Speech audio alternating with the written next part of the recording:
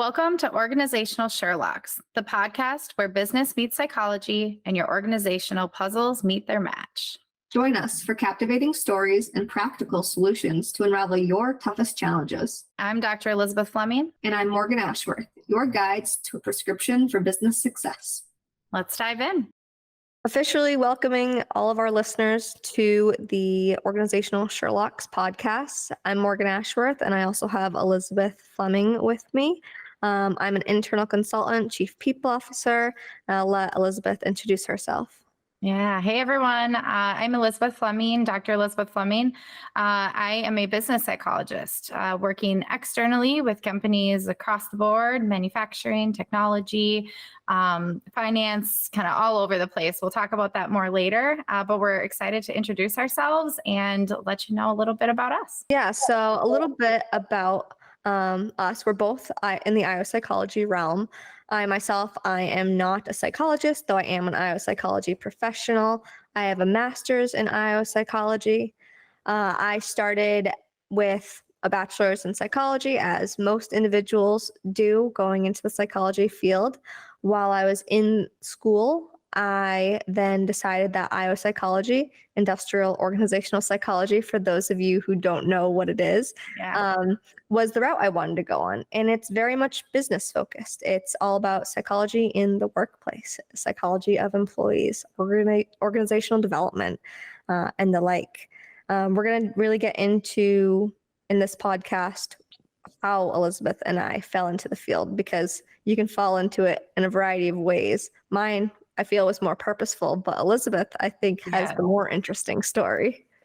I wouldn't call it more interesting, but definitely interesting there. So I have a question for you, Morgan. Yeah. I know you said yours was a little bit more purposeful, your journey here. So I'm curious, kind of, when did you make this decision that psychology in general, and then more specifically industrial organizational psychology, was something you were interested in?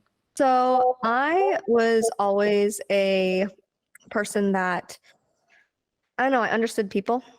I was the person that helped everyone with their issues. I was the mediator. I was the leader in group discussions. And this is all when I was much younger. And 5, right? 5 years old? Yeah, 5 years old. Okay. Yeah, that's when I knew I wanted to be a psychologist. But yeah, no, I looked into all sorts of fields of work, and I knew psychology attracted me. So I knew I was at least going to start there. Obviously, I looked into other medical fields. I looked into other types of fields that involved psychology, maybe law, this or that. I'm actually in a legal studies degree now, funny enough. So clearly went back to the law at some point. But when I was in school, I was already going for psychology, knew that was my interest. I was looking up, okay, do I want to be clinical psychology? Do I want to be counseling psychology? What do I want to be? I knew I wanted to do clinical psychology, but in a business setting. So I fell upon industrial organizational psychology, found all sorts of programs around me, ended up deciding on a master's at Southern New Hampshire University. The university is not far from me. I'm from Massachusetts, but live in New Hampshire. And it was the perfect fit. Also nice and cost effective for me as well. It's always important. Important. Yeah, but so Elizabeth, you started thinking on clinical psychology as well. So tell me a little bit about your story. Yeah. So, I mean, there's definitely a lot of similarities, I think, between, again, back to when we were 5 years old and being the leaders of the group. And for everyone who's listening, that is a joke, although I think we probably could argue we were probably leaders at 5. Yeah. But anyway, regardless, I knew, kind of the common cliche, if you will, of I knew I always wanted to help people, and what that meant, I really wasn't sure. And so, throughout high school and even into college, I did a ton of shadowing and just kind of these informational interviews to understand what was out there, and landed on psychology as a nice foundation. Now, I really, in all honesty, I kind of thought, well, there's a straight and narrow path. If I go into psychology, I have to be a clinical psychologist, right? That was kind of what I thought. I didn't really know much better. But as I got into, completing my bachelor's and then finishing my master's degree in psychology, I started learning that there's a whole lot more to this world than what we typically think of when we think psychology. I ended up applying to a doctorate program in counseling psychology at St. Mary's University of Minnesota. But fortunately, the institution allowed for all program participants to do kind of their own special like course, if you will. So I got to spend an entire year being mentored by an industrial organizational psychologist. And that's really when I think that specialty or that passion really lit up for me. And so everyone who has experienced COVID, which is anyone listening to this call, will understand that it probably wasn't the best time to really make that full transition in March of 2020. But that's what I did. And so my journey's been a little rocky there, since then.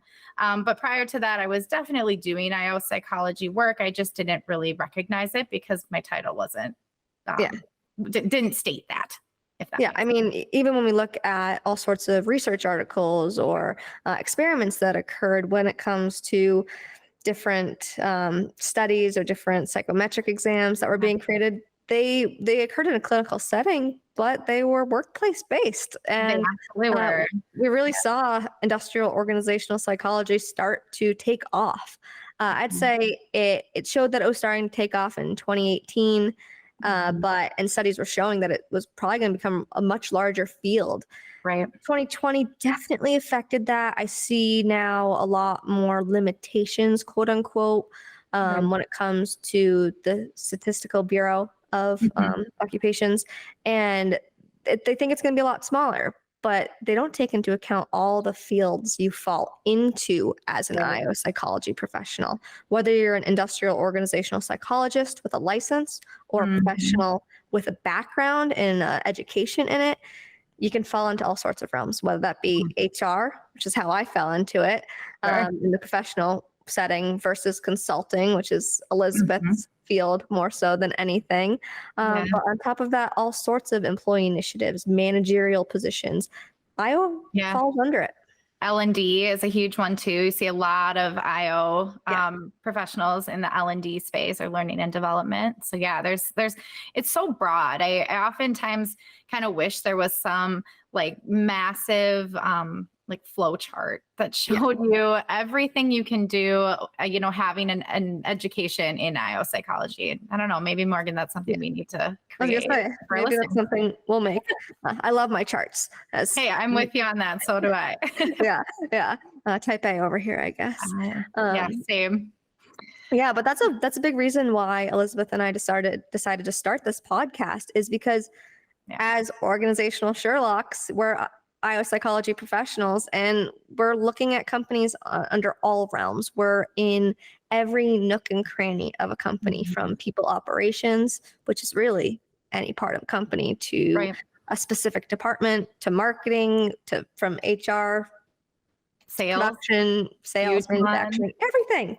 Everything you can think of, IO is going to fall under it. And that's why we want to talk about how IO and how the theories in psychology can apply to workplaces. And that's why we created Organizational Sherlocks. Yeah, I'm excited. I think it's going to be really fun. And, I would even to encourage our listeners, if there's a topic you want to hear about, always feel free to reach out to us, send us an email or whatever it is. Because, even being in the field, and I don't know, Morgan, if you would agree with me, but even being in the field, there's areas that, gosh, I wish I knew more about. Right.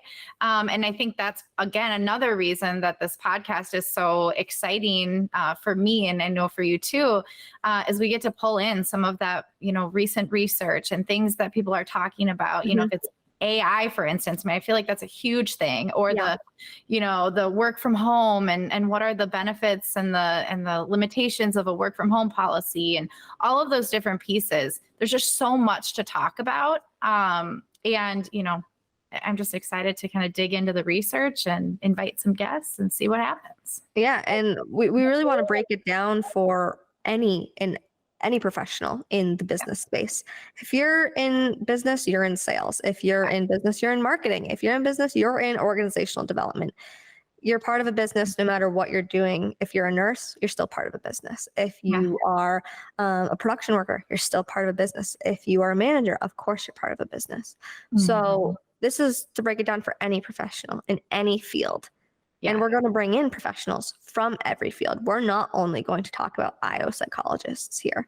We're just going to help you pick out the nitty gritty of behavioral intricacies when it comes to all sorts of top high-end topics like AI or learning and development or leadership. Absolutely. I mean, ultimately, the foundation, Morgan, is that we're all people, right? Every business is made up of people, whether it's, and it doesn't matter if it's, I often hear the argument, well, we have so much automation, right? And so much of our work is being automated, whether that's machinery or technology or whatever it is. And while that's true, there's still people behind that automation, right? To make sure it's working the way it's supposed to. And so I love what you just said about, we're all part of the business because we're people working in a business, right? We're all contributing to that kind of greater purpose, if you will, within an organization. So I just think that's important to put first in the spotlight here, that we're all people in this business, because sometimes it's easy to forget that, Yeah, I'm really excited for this podcast, Elizabeth, because I feel like we're a yin and yang alone. You're an external consultant. I'm an internal consultant. We're already bringing in different perspectives, and we came from different parts of the field. While we both came from the psychology track, I don't think we're necessarily in the same track anymore, or nor did we start necessarily the same way either.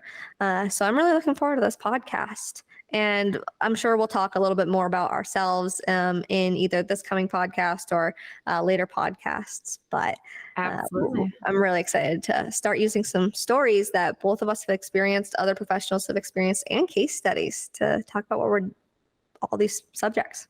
Absolutely. Yeah, I'm super excited. So I just want to give a shout out though to you, Morgan, because for those listening, we do not live in the same geographic region. So I'm in the Midwest, and truly this our love for learning, and if it's okay, I share this, Morgan, but we connected because we have this love for learning, and we were asked to participate kind of as feedback givers for an up and coming certification program. So it was totally happenstance that you and I met. And I just think it's cool how that's now blossomed into this bigger thing that, we want to now share with people outside of just us.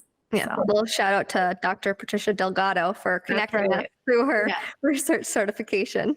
Yeah, it was super fun, and thank you for it. And I'm so excited to see it as a success. So we should add a link to that certification program in the comments of the podcast when we get done. Yeah, we certainly will. But without further ado, I'm Morgan. This is Elizabeth, and welcome officially to our new podcast, Organizational Sherlocks. We'll see you next time. This concludes another intriguing episode of Organizational Sherlocks. I'm Elizabeth Fleming. And I'm Morgan Ashworth, reminding you that the journey to success is an ongoing investigation. Stay curious, stay strategic, and keep utilizing insights to decode your business mysteries. Join us every other Tuesday for your next Whodunit. This is Organizational Sherlocks, closing today's case.